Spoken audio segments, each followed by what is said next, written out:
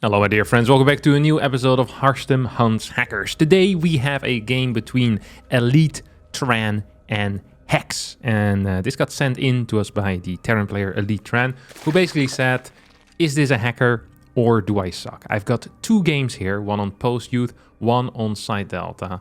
And I am really curious what this is what he said basically. Some suspicious moments in both games. And I want you to figure it out. So we're going to be here to figure it out. We're in first-person view of our green Zerg player over here. So far, we've seen the setting up of camera hotkeys and we've seen the rallying of Overlord. So you could say, early game screen peek. But no, that actually was just the Overlord being sent into the opponent's main base, as far as I'm aware. Also, if you screen peek 25 seconds into the game and your screen peek is here, you are a confirmed idiot. Now, that doesn't necessarily mean it wasn't a screen peek. A lot of hackers are confirmed idiots. For a good reason to call them idiots, because they cheat in a game where majority of the money is to be won in offline tournaments. So it doesn't make a whole lot of sense. And most of them are also cheating at a level where it wouldn't gain you anything except MMR points. I feel like people that hack are actually the same type of people that also buy boosted accounts. It's just a very odd thing to do in my mind. There always have been boosting services in StarCraft 2 where you can pay a dude, I don't even know how much, it's like $500 to ladder an account up to Grandmaster for you. And then you have a Grandmaster account, except you were never really Grandmaster. This always felt a little bit like going to a store and then buying a trophy for yourself. It's like, if you didn't earn it, it's not that valuable, you know? Like, it's not like good metal either. You could buy, theoretically, the Champions League trophy. But if you then put it in your living room, you just kind of broadcast the enormous loser that you are. It often feels similar with people that buy a Grandmaster account and then are hard stuck in gold afterwards. It's like, there's nothing wrong with being hard stuck in gold. Like, it's a video game. As long as you're having fun, it's fine. But why do you have the Grandmaster logo if you obviously never were Grandmaster? It's a little bit sad. Very long rant, but was necessary to cover the first minute and a half, in which apparently nothing happens. We see some actual scouting coming out of this player as well. I do believe this is at diamond level, so seeing this level of scouting is quite frankly impressive. This also was a pool first opener in which we have the links moving across the map, which is very standard as well. I have legitimately seen nothing so far that worries me, and hackers at this level, at a lower level, often do things that worry me very early on because they don't know when is the correct time to look for information. If you have a hacker that is 6k MMR, they'll know that you don't continuously need to check into your opponent's main base. They know the key timings. Hey, when am I going to be making big decisions? That's when I want to look. But so far, Hex hasn't even screen peeked a single time. Nothing weird has happened. This is good micro, by the way, on this link. What the hell? Yeah, they're moving it away and everything. Are we floating a little bit of cash behind this? Yes, but... Oh, look at this, comes back! Almost got it with slow links. Dude, that would have been sick if he had gotten it with slow links. This micro is legitimately quite good. Spooling back with the individual links. Yes, he's floating 600 minerals. This was banging. He has a second gas here. It doesn't make a whole lot of sense. We're now building a third hatchery. I think this extractor was probably meant to either be an extractor trick or to keep a drone alive. I'm not quite sure what happened there. But it feels weird that there's an extractor there. I think that's an accident. It's going to be sending... He has 2 overlords on the other side of the map, which is really a lot. Even in a regular game, having 2 overlords near the Terran base is a pretty big liability. Because if the Terran opens up with a Viking first, you're most likely going to be losing both of them. And I can imagine sending one across the map to fake the fact that you're being a map hacker. But a second one... to me, it just feels like Hex is really afraid of dying, which is the one thing he shouldn't be afraid of. Well, we're all afraid of dying. But, you know, he shouldn't be so afraid of it if he has full information. Like, he knows when stuff is about to hit him. Okay, he's just going to move in. This is also just... This is like a weirdly high-level scout, which is completely unnecessary if you're hacking. I'm leaning so heavily right now onto this guy just being a normal player. It's actually crazy. I haven't seen a single thing that worries me, and we're already 5 minutes in. Well, I mean, there's things that worry me, but not when it comes to cheating. I mean, the fact that he's almost consistently floating 500 minerals, that worries me. But it doesn't, you know, it doesn't piss me off. Well, it pisses me off a little bit because I like good macro. and that sparks joy, but it doesn't piss me off. Now this guy's cheating. Look at him! Look at him going with the links. He's looking for... Is there something flying here? No, there's nothing flying. Look how active he is in scouting.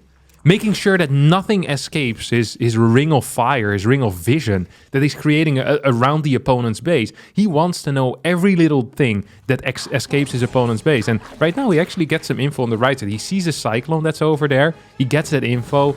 And he instantly starts building units. This is a good response to a scout. And a response that makes sense. He's moving his units towards the right side of the map. That's where he believes this drop is going to head. The drop isn't even being explored. Look at that. He's resetting up this ring. This is beautiful.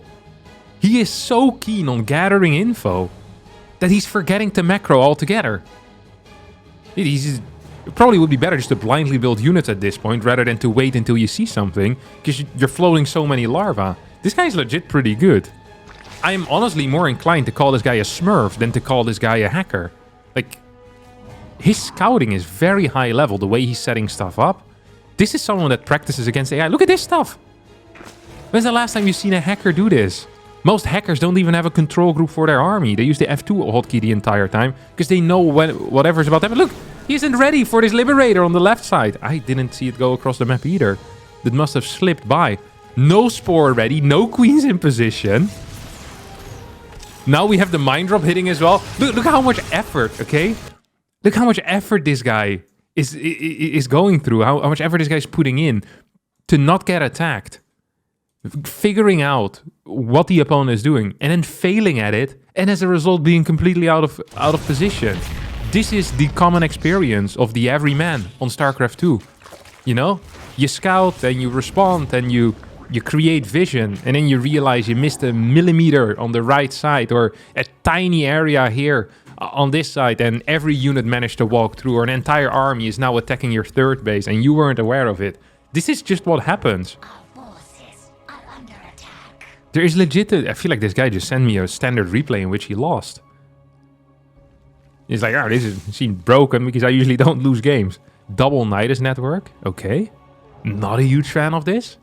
Actually, the entire opposite of a huge fan of this. If you rush... Oh, here we go, another drop.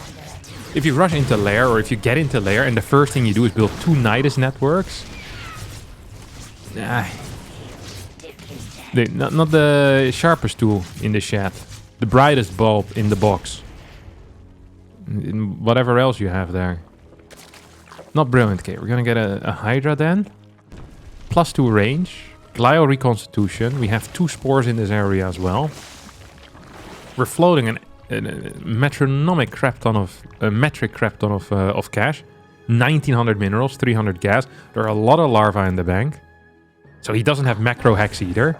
Goes for a Nydus. Like, in what world is this even a correct call? Actually, it works out perfectly. His Nydus finished just as this guy starts moving out 8 minutes in. This is the only suspicious thing, is the timing of this Nydus. This Nydus is well timed. But honestly, it coincides with the timing of the Nydus network finishing. And he's also not even going with units. He's here to put a creep tumor in his opponent's natural. This is legit one of the worst builds I've seen in my entire life.